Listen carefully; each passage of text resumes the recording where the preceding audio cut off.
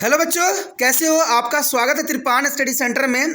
आज जो हम करने जा रहे हैं क्लास 12 एनआईएस बोर्ड का जो है भूगोल का चैप्टर यानी ज्योग्राफी। ज्योग्राफी चैप्टर जो है 27 है, जिसमें आज हम करेंगे पॉपुलेशन कॉम्पोजिशन इन इंडिया यानी भारत जनसंख्या संगठन। काफ़ी महत्वपूर्ण ये चैप्टर है हर एक क्लास के बच्चों के लिए, चाहे वो यूपी बोर्ड के बच्चे हों, चाहे बिहार बोर्ड के बच्चे हों, चाहे सीबीएसई के हों, चाहे एनआईएस के बच्चे हों। अगर उनके सिलेबस में पॉपुलेशन एंड कॉम्पोजिशन इंडिया है तो ये टॉपिक उनके लिए काफ़ी महत्वपूर्ण साबित होगा। कहते हैं ये टॉपिक और भी महत्वपूर्ण उन बच्चों के लिए होता है जो कंपटीशन की तैयारी करते हैं, लाइक यूपीएससी हो गया, एसएससी हो गया, कोई भी कंपटीशन हो, उन सभी के लिए ये बहुत काफ़ी महत्वपूर्ण टॉपिक रहता है।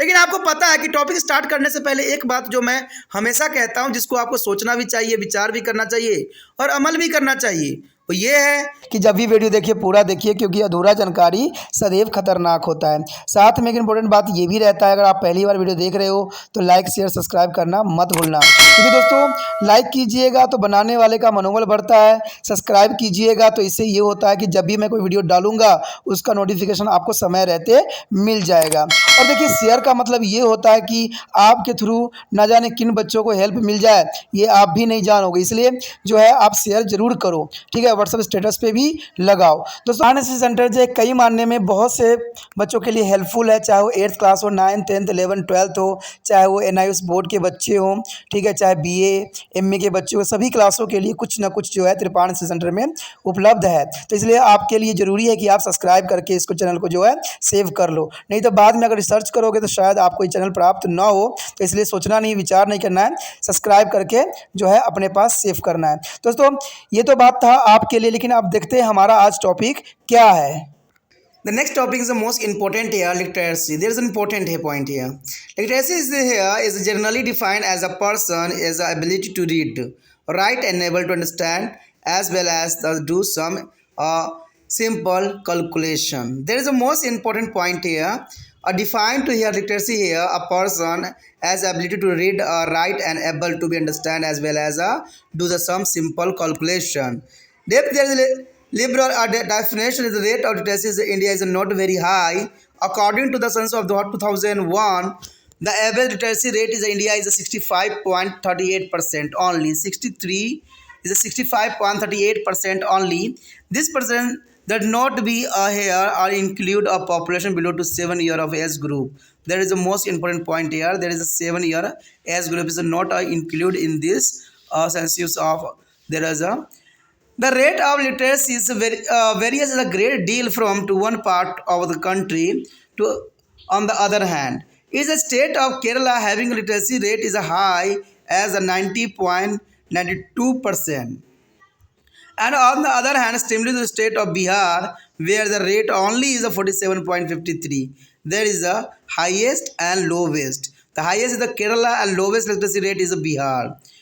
And in the United Territory of Lakshadweep, and the highest rate of literacy is there, it is 87.2%, and the lowest rate is Dara and Nagar Haveli is 60.3% only. There is the most important according to literacy rate here. The rate of literacy varies between to male and female also. The rate of literacy here between to male and female also. The average rate of literacy among to the male in India is 75.85%, which is the high. Then the female is 54.16%. Kerala has a distinction of the highest literacy among to both male and female.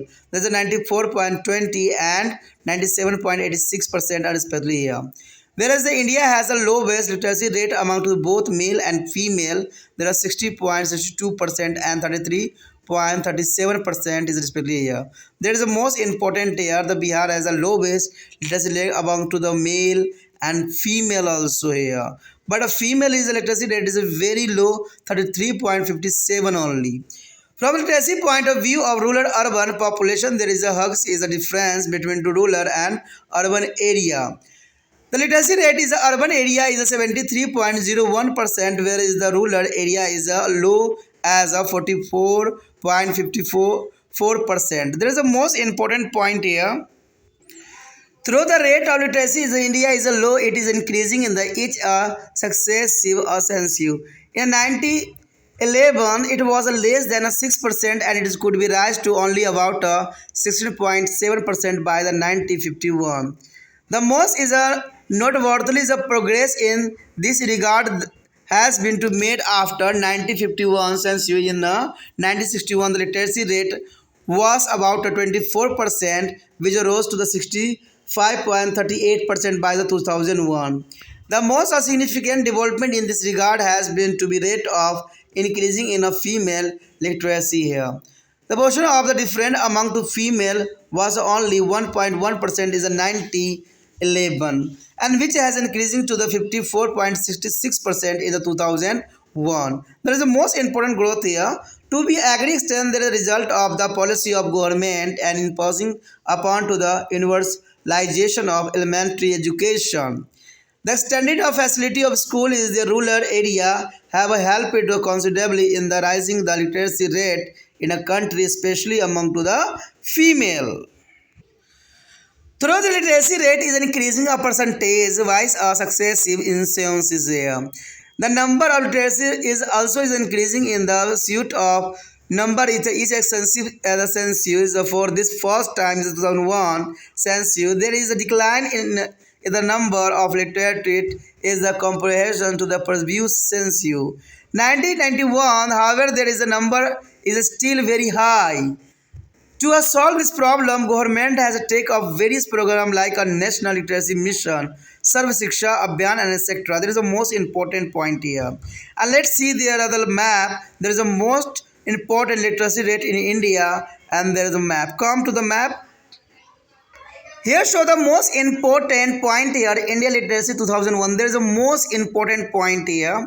There is a most important literacy rate in the here. Only the Kerala here and some part of Goa also.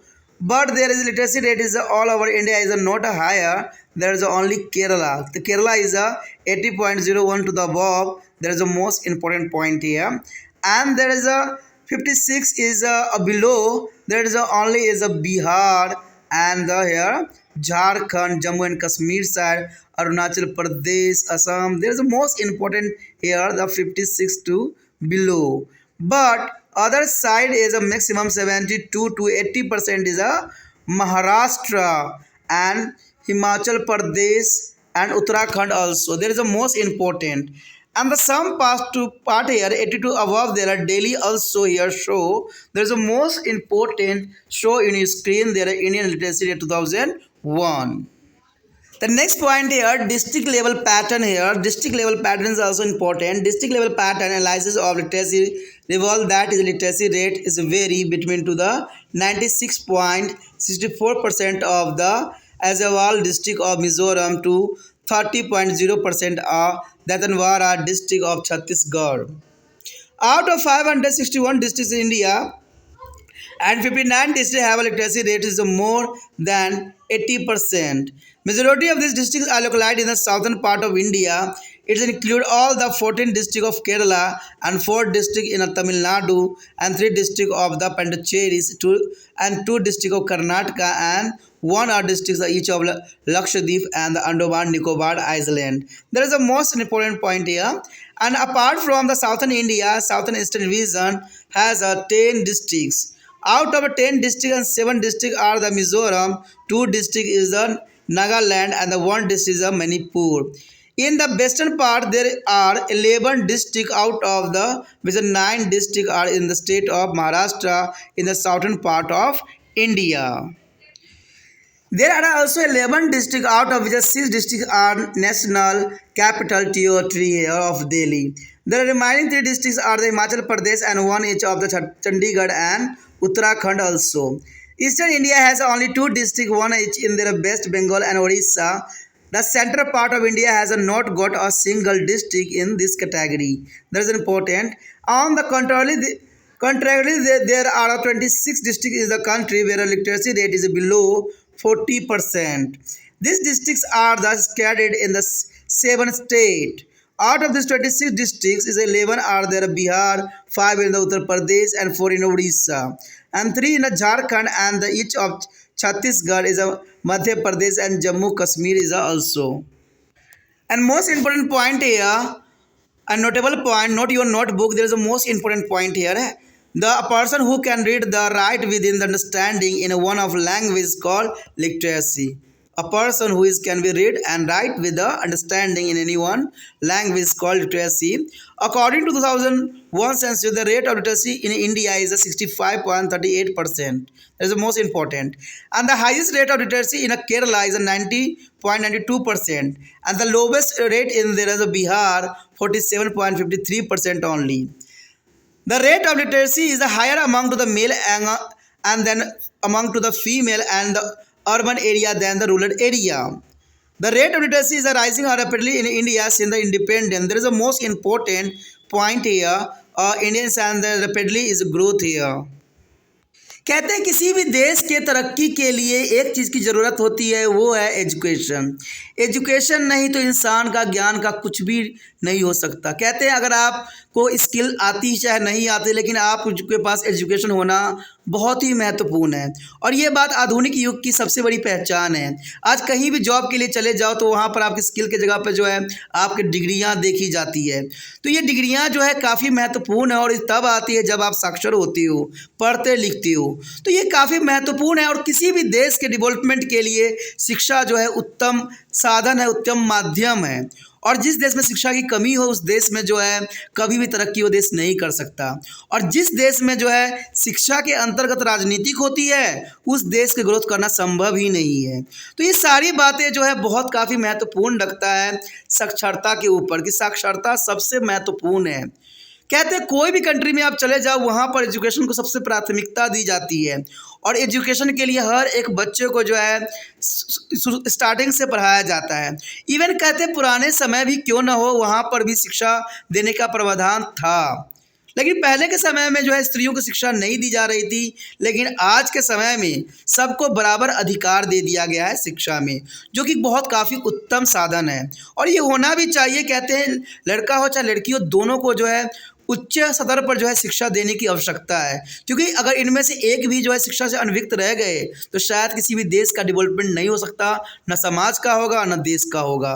तो इसी बात को यहाँ पर उजागर करता है साक्षरता। तो इसी पे जो है हम विस्तार पूर्वक जानने की कोशिश करेंगे कि किस राज्य में शिक्षा का स्तर कैसा है और क्या होना चाहिए। तो इस पर विस्तार पूर्वक हम जानने की कोशिश करेंगे और समझेंगे। साक्षरता एक ऐसी वस्तु है जिसको जितना बांटो वो इतना ही बढ़ता चला जाता है। कहते हैं इसको कोई चोरी चुरा नहीं सकता, चोर इसको चोरी नहीं कर सकता, कोई इसको लूट नहीं सकता, क्योंकि साक्षरता एक ऐसी वस्तु है, शिक्षा एक ऐसी वस्तु है जितना हम बांटेंगे उतना जो है ये प्रसार होती है और इतना ही जो है लोगों को जो है सही बताती है।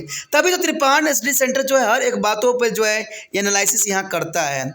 आप सोचते होंगे कि त्रिपान स्टडी सेंटर स्वयं ही ना आके यहाँ पर अक्षरों का जो है प्रदर्शन क्यों किया जाता है, तो मैं इस बात को साफ कर दूँ कि कहते हैं बच्चे तो समझ लेते हैं, पढ़ भी लेते हैं, लेकिन उनको लिखने तक नहीं आता है। कहते हैं क्योंकि वो शब्दों को ध्यान से देखते नहीं हैं। कहते हैं तभी तो आपने देखा होगा बड़े बड़े लोगों का यही विचारधारा होता है कि अखबारों के जो है शब्दों को पढ़ो और इससे काफ़ी आपके इंग्लिश सुधर सकती है। इसे त्रिपान स्टडी सेंटर भी यही बात को जो है विशेष ध्यान देता है कि जो अक्षर आपके समक्ष दिखेगा उसको लिखना भी आप सीख जाओगे। कहते हैं किसी की शक्ल देख के या किसी की स्टाइल देख के आप कुछ नहीं सीखोगे, सिर्फ गलत विचारधारणाएं ही रहेंगे आपके दिमाग में, लेकिन जब अक्षर आपके समक्ष प्रदर्शित होगी तो वो आपके लिए जो है परम उत्तम होगी, क्योंकि उस अक्षरों से जो है आप समझ सकते हो कि कोई शब्द जो है किस प्रकार लिखी गई है। तो इसलिए त्रिपान स्टडी सेंटर जो है हमेशा इस बात को ध्यान रखता है और हमेशा जो है अक्षरों को ही आपके समक्ष प्रदर्शित करता है। तो इसीलिए त्रिपान स्टडी सेंटर जो है सबसे अलग है, सबसे अलग ही रहना पसंद करता है। तो देखिए यहाँ साक्षरता दर की अगर हम बात करें तो कहते हैं आमतौर पर साक्षरता का अर्थ किसी व्यक्ति की पढ़ने लिखने और समझने एवं सामान्य गणना करने की क्षमता से लिया जाता है। तो आपको मतलब समझ में आ गया कि साक्षरता का क्या अर्थ होता है? साक्षरता का अर्थ होता है किसी व्यक्ति को पढ़ने, लिखने, समझने एवं सामान्य गणना की क्षमता से लिया जाता है। अब इस बात पे अगर हम देखें तो अगर मैं आपको बता दूं कि यहाँ पर त्रिपान सेंटर बहुत से बच्चे ऐसे आते हैं बाहर से जिनको 10वीं क्लास में भी होते हैं, फिर भी उनको कुछ भी समझ नहीं आता है, ना तो उनको पढ़ने आता है, ना लिखने आता है, ना समझने आता है। इससे त्रिपान सेंटर यही बात कहता है कि कहीं भी कोई भी बच्चे पढ़ें, उनको स्टार्टिंग शिक्षा जो है सुचारू रूप से होना बहुत ज़रूरी है। कहते हैं जब हम देखते हैं तभी हमें समझ में आता है कि हमारा देश का जो है शिक्षा स्तर कितनी अलग है और यहाँ पर जो है सिर्फ शिक्षा पर राजनीतिक होती है, शिक्षा को जो है आगे बढ़ाने कोई जो है प्रयत्नशीलता नहीं दिखाई जाती है। कोई मंत्री तो शिक्षा पे राजनीतिक ऐसे करती है और राजनीतिक ऐसे करती है कि पूरे जो है सिस्टम को ही तहस नहस करके रख देती है। तो इसमें साक्षरता के अंतर्गत ऐसा नहीं करना चाहिए, क्योंकि साक्षरता एक ऐसी चीज़ है जितना बांटिएगा उतना ये फैलता है, जितना अच्छा से पढ़ाइएगा किसी को वो उतना ही अच्छा पॉलिश होता है। तो ये बात बहुत काफ़ी महत्वपूर्ण है। कहती इतनी उदार एवं सरल भाषीय के बावजूद भी देश में साक्षरता की दर ऊंची नहीं है। देखिए सरकार के बहुत प्रयत्न हुए, लेकिन कहते हैं ना इसके बावजूद भी भारत में साक्षरता की दर ऊंची नहीं है। और आप इसको ये इस बात से अंदाज़ा लगा सकते हो कि सन 2001 की जनगणना के अनुसार भारत में साक्षरता की दर जो थी 65.38% ही थी। तो देखिए ये आधे से थोड़ा सा अधिक है। कहते हैं आधे से अधिक जनसंख्या अगर अनपढ़ रहेगी तो किसी भी देश का विकास कैसे हो सकता है। इसमें सरकार ने कोई भी कार्य अछूता नहीं छोड़ा, हर काम संभवतः से किया गया। लेकिन कहते हैं एक चीज़ जो उन्होंने गलती किया वो है शिक्षा पर राजनीतिक। आज देखिएगा कि बहुत से क्षेत्र में जो है शिक्षा के ऊपर बहुत राजनीतिक होती है। कहते हैं प्रोत्साहन तो बहुत करते हैं। मैंने कई बच्चों के इसी मुंह से सुना है कि उनको स्कूल जाते हैं लेकिन उनके पास पढ़ाने वाले टीचर ही नहीं होते, और होते भी है तो स्टाफ रूम में बैठ के आराम से जो है अपना नाश्ता पानी कर रहे होते हैं, और इवन कि आधा टाइम निकल जाता है फिर भी उनका सिलेबस के एक चैप्टर तक भी नहीं होता। तो ये किसकी गलती है? क्या ये प्रशासन की गलती नहीं है? क्या ये सरकार की गलती नहीं है कि टीचरों के ये सख्त इंस्ट्रक्शन नहीं देते हैं? तो ये साक्षरता दर कैसे बढ़ेगी भारत में? कहते अगर माता पिता ट्यूशन, कोचिंग और इंस्टीट्यूट में न लगाएं तो बच्चे का जो है विकास होना ही संभव नहीं हो पाएगा। क्या टीचर सिर्फ इसलिए हैं कि ये पहले तारीख की वेट करें? तो शिक्षा कहते हैं यही बात महत्वपूर्ण रहता है कि टीचर को अगर ये काम मिला है पढ़ाने का तो उनको सही समय पे स्कूल में जाना चाहिए, सही समय पे उनको कक्षा अटेम्प्ट करना चाहिए और बच्चों को जो है साक्षर करने के प्रयत्नशील रहना चाहिए। इवन कि तो मैंने कितने भी स्कूल में मैंने देखा है, जाना है, समझा है, बच्चे स्कूल जाते हैं, मैडम कहती है सेट डाउन करके सो जाओ। ये सरकारी स्कूल की अवस्था है। तो ये क्या पढ़ाने का क्या लगता है कि इससे भारत डेवलपमेंट कर सकेगी? सरकार तो बहुत राजनीति करती है, बहुत शिक्षा के ऊपर अपने भाषण देती है, लेकिन कभी भी देखा जाए तो इसकी जो ज़मीनी हकीकत है उस पर थोड़ा भी जो है ये अपना कदम नहीं बढ़ाती है। कहते हैं सरकार को हर एक क्षेत्र में, हर एक राज्य, देखिए सरकार किस क्षेत्र में नहीं है, हर राज्य में, हर डिस्ट्रिक्ट में, हर जगह कोई ना कोई सरकार यहाँ पर है, किसी न किसी रूप में है। तो क्या ये सिर्फ पैसे खाने के लिए बैठी पड़ी है या सिर्फ जो है जनता के पैसे पर ऐश करने के लिए बैठी पड़ी है? तो ये बहुत बड़ी बात शिक्षा के ऊपर आ रहा है, जहाँ शिक्षा जो है सुचारू रूप से नहीं होता है। इवन किसी भी जगह क्षेत्र में चले जाइए, आप छोटे बच्चे से पूछिए, कहते हैं पहली क्लास के बच्चों को पढ़ना लिखना आ जाना चाहिए, लेकिन देखा जाए तो आज 10वीं क्लास में बच्चे उनको पढ़ना लिखना नहीं आ रहा है। तो ये कहाँ का है? कैसे भारत डेवलपमेंट कंट्री बन सकता है? ये बहुत महत्वपूर्ण बात है। इसमें सरकार को गंभीरता से सोचना चाहिए, क्योंकि सरकार इसलिए शायद नहीं सोचती है क्योंकि उनको पता है कि जितना अनपढ़ उनके समक्ष रहेगा, वोट उनको तो अनपढ़ लोग ही उनको देंगे ना, लालच में आके। समझदार व्यक्ति तो कभी उनको वोट दे ही नहीं सकते। जो लालच की पिटारा जब खोलते हैं तो समझदार व्यक्ति समझ जाते हैं कि ये सिर्फ उनको लुभाने का एक जो है तरीका है, लेकिन जो अनपढ़ लोग होते हैं वो उनकी बातों में बेखूबी आ जाते हैं। तो सरकार क्यों शिक्षा दर को आगे बढ़ाएगी? तभी तो भारत की शिक्षा दर आप देख के भी हैरान हो सकती हो कि अगर 2023 तक की बातें करें तो मुश्किल से 70% बढ़ा होगा। फिर भी 30 जो है 100 में से 30 व्यक्ति तो अनपढ़ ही है ना, तो कहाँ पर जो है शिक्षा दर अधिक बढ़ गई? तो ये बहुत काफ़ी महत्वपूर्ण है। अगर हम केरला की बात कर ले, देखिए केरला में जो है सबसे उच्च शिक्षा दर है, और वहाँ पर देखिए राजनीतिक नेता भी उनको चुना जाता है जो काफ़ी अच्छे होते हैं, सुचारू होते हैं, जुझारू टाइप के होते हैं। तो अब बाकी स्टेट में ऐसा नहीं होता है। बाकी स्टेट में तो लालच में आ जाते हैं, शराब के बोतलों में आ जाते हैं, कपड़े के दान में आ जाते हैं, ठीक है, और नहीं आता तो लालच में आ जाते हैं। और लालच के पिटारा में देखिएगा तो आधे से अधिक राज्य लालच के पिटारा में ही भरा पड़ा है, चाहे वो पानी का हो, बिजली का हो। अब तो ये राजनीति में एक पहल बन गई है कि हम बिजली फ्री करेंगे, पानी फ्री करेंगे, बस फ्री करेंगे, आप हमें सिर्फ वोट दीजिए, हम तो भाई राजगद्दी पे बैठे रहेंगे, आराम से अपना सुख सुविधा है बड़ा जीवन जिएंगे, चाहे आप कहीं भी करो, आपके साथ जो भी हो, हमें इससे कोई मतलब नहीं है। क्योंकि शिक्षा स्तर गिरा हुआ है। ये सोचने वाली बात है, गंभीर बात है। देश एक भाग से लेकर दूसरे भाग तक साक्षरता में विभिन्नता दृष्टिगत होती ही है। एक तरफ केरल राज्य में साक्षरता दर जो है 92% तक पहुंच गई है, तो दूसरी ओर तरफ बिहार राज्य में साक्षरता की दर सिर्फ 47.53% ही है। आप समझ सकते हो कि आखिर इतनी साक्षरता दर में अंतर क्यों है तो भारत के राज्य है ना। कहते हैं केंद्र शासित प्रदेश में सबसे ऊंची साक्षरता दर जो है लक्षद्वीप में जो है 87.52 है। देखिए केंद्र शासित प्रदेश की, अब केंद्र शासित प्रदेश में यहाँ पर दिल्ली का भी नाम नहीं है, न चंडीगढ़ का नाम है, सिर्फ किसका है सबसे अधिक 87.52। जबकि दिल्ली जो देखिए, जब से चंडीगढ़ देखिए काफ़ी जो है काफ़ी डेवलपमेंट केंद्र शासित प्रदेश है, लेकिन फिर भी यहाँ पर साक्षरता दर का नाम तक भी यहाँ पर एंट्री नहीं है सबसे अधिक में। तो कहते हैं अगर दादर और नगर हवेली में साक्षरता दर देखा जाए तो 60.63% ही है। तो इसका मतलब है कि 60 और 87% के अंतर्गत जो है ये काफ़ी, जो हमने नाम लिया राजधानी की जैसे कि दिल्ली है, वहाँ पर साक्षरता दर इसी के आसपास ही होगी, क्योंकि केंद्र शासित प्रदेश भी दिल्ली को है, चंडीगढ़ इस सारे क्षेत्र हैं। तो यहाँ पर केंद्र शासित प्रदेश के अंतर्गत अगर सबसे अधिक लक्षद्वीप में है और सबसे कम नगर हवेली में है, तो इसका मतलब 87 से नीचे नीचे ही जो होगा हमारे जो है राजधानी दिल्ली में होगी। तो ये सब बात समझने की है, एनालाइज करने की है कि आखिर इतनी साक्षरता दर कम क्यों है भारत में। साक्षरता दर की तरह के अंतर जो है पुरुष और स्त्रियों के बीच में भी बहुत अधिक देखने को मिला है। पुरुषों में औसत देखें साक्षरता दर का प्रतिशत जहां 75% जो है, यानी पुरुषों में 75% है, वहीं स्त्रियों में देखिए कहाँ है 54%। यानी स्त्रियों को शिक्षा देने के लिए आज भी जो है माता पिता आगे नहीं बढ़ रहे हैं। कारण क्या है ये जानना आप लोगों के लिए बहुत ज़रूरी है, ठीक है। परंतु कहते हैं केरल देश ऐसा राज्य है जहां साक्षरता की दर पुरुषों में 94.20 है, वहीं स्त्री के दोनों में ही ऊंची है, यानी 86% है।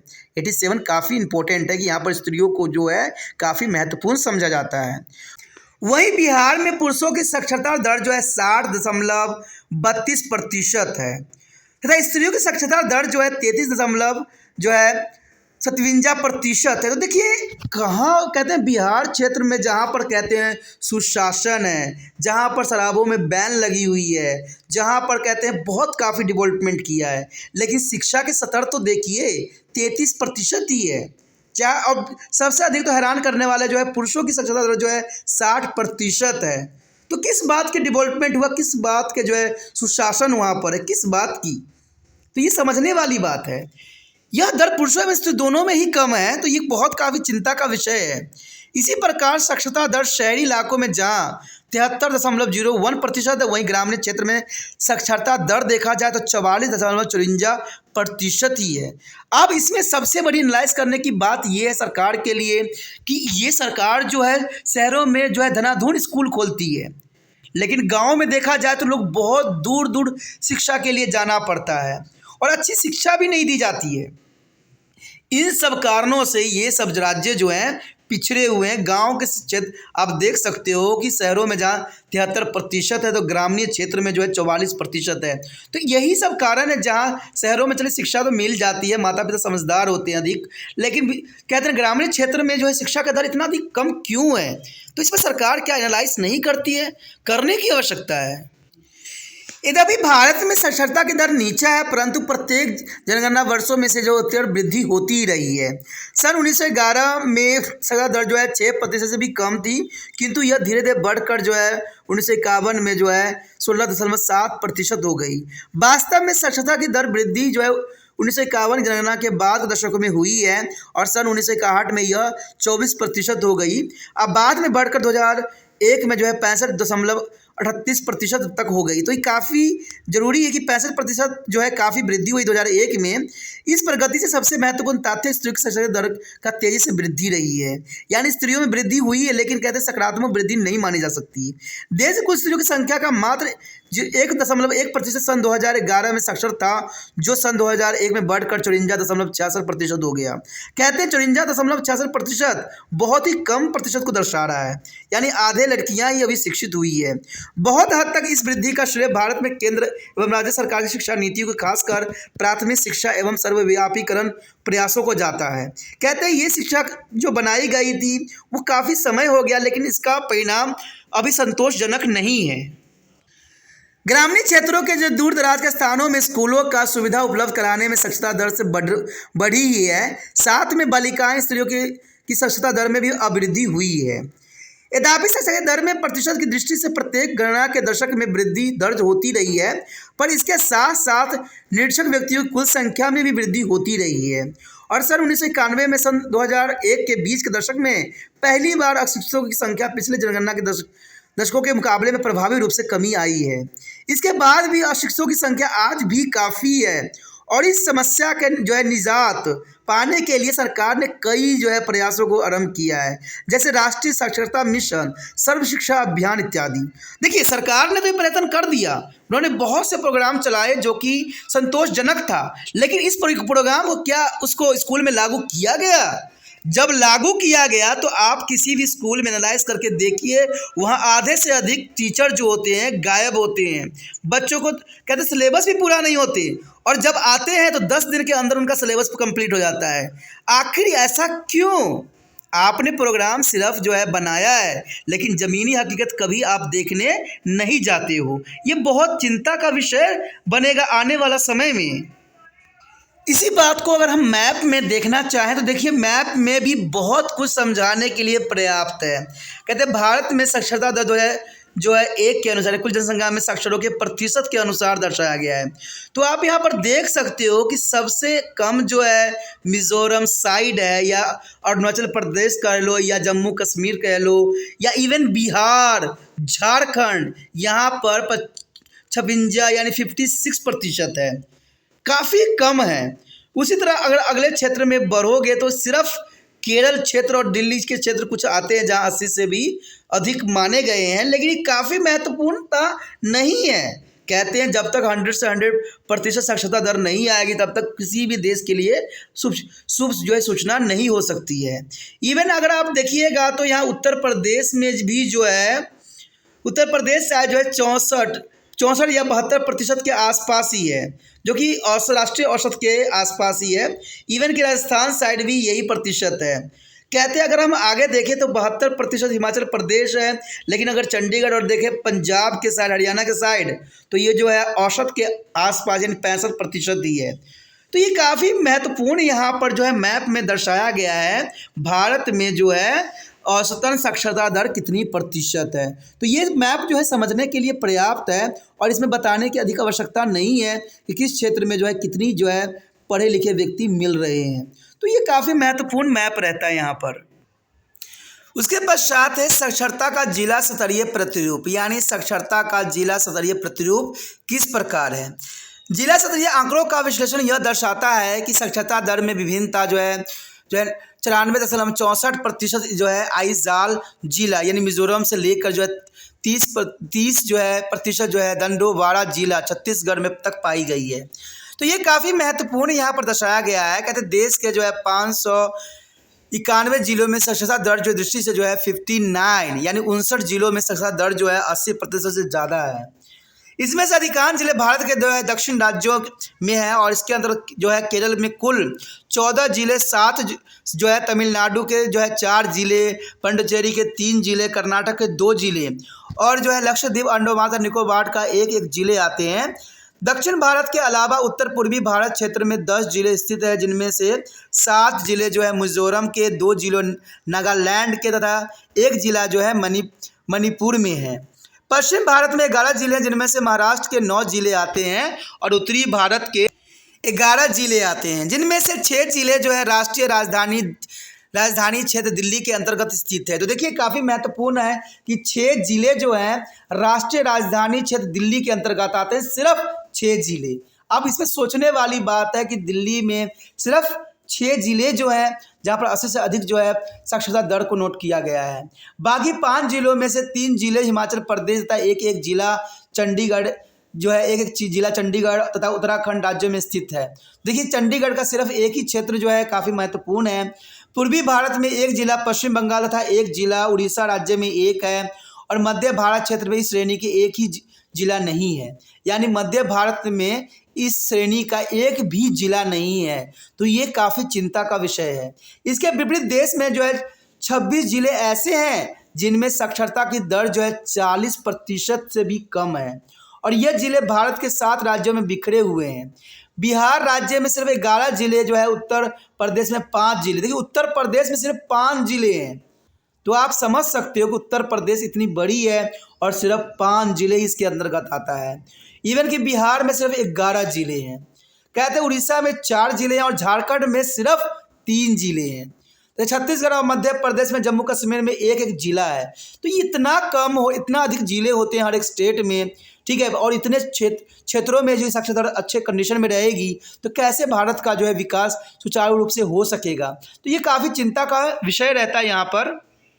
यदि हम महत्वपूर्ण बातों की अगर चर्चा करें, जो कि इस बॉक्स में आया है एक सारांश के रूप में, जिसको आपको नोट भी कर लेना चाहिए, तो ये सारांश है। देखिए इसमें क्या है, पहला पॉइंट में कि ऐसा व्यक्ति जो किसी भी भाषा में सही समझ के साथ साथ पढ़ लिख सकता है उसे साक्षर कहा जाता है।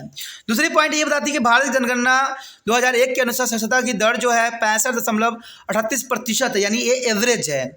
भारत में सर्वोच्च साक्षरता दर केवल राज्य जो है आपको केरल में मिलेगा, जहां 90.92% ही है, और सबसे कम बिहार राज्य में, जहां 47.53% में आपा गया है, जो कि काफ़ी महत्वपूर्ण बातों की तरफ इशारा कर रहा है।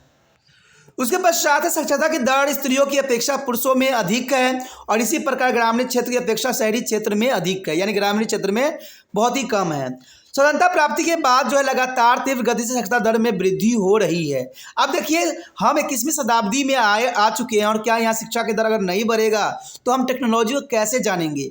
आज कहते हैं टेक्नोलॉजी हमारे पास इतना सुविधाएं प्रदान किया हुआ है जिसके हम बखान भी नहीं कर सकते। तो अगर आज हम साक्षर नहीं हो पाएंगे तो कब होंगे। तो ये बात काफ़ी महत्वपूर्ण यहाँ पर रखता है। दोस्तों इसी के साथ हमारा ये चैप्टर भी ख़त्म हो जाता है, जो कि काफ़ी महत्वपूर्ण था। इस चैप्टर में हमने हर एक बात और हर एक जो है पहलू पर विस्तार पूर्वक चर्चा किया, और हर एक बात पर प्रकाश डालने की कोशिश किया गया। अगर आपको ये चैप्टर अच्छे समझ में आया, अच्छा लगा, समझ में आया, तो अगर तिरपान स्टडी सेंटर का हेल्प करना चाहते हो तो भारत में साक्षरता दर को भी बढ़ाने की सोच रखो। और ये कब हो सकता है, जब ये वीडियो शेयर होगा, ठीक है। मुझे पता है अगर बच्चों को अगर बातें समझ में आती है तो ज़रूर जो है विकास के रास्ते पर चलने लग जाएंगे, और इवन ये होना है, और ये तब होगा जब आप इस वीडियो को शेयर कीजिएगा। और शेयर करना यानी देश के कल्याण में आपने महत्वपूर्ण योगदान देना है, और इस बात से अनभिज्ञ मत रहिए, ठीक है। यूट्यूब से लिंक को कॉपी करके व्हाट्सअप स्टेटस पे जरूर लगाइए, क्योंकि जब तक व्हाट्सअप स्टेटस पे नहीं लगाइएगा, क्योंकि एक माध्यम है ये जहाँ पर हर एक जो कॉन्टेक्ट होता है उस तक पहुँचने के लिए। देखिए आपने अपना कार्य कर लीजिए, दुनिया के बारे में नहीं सोचना है।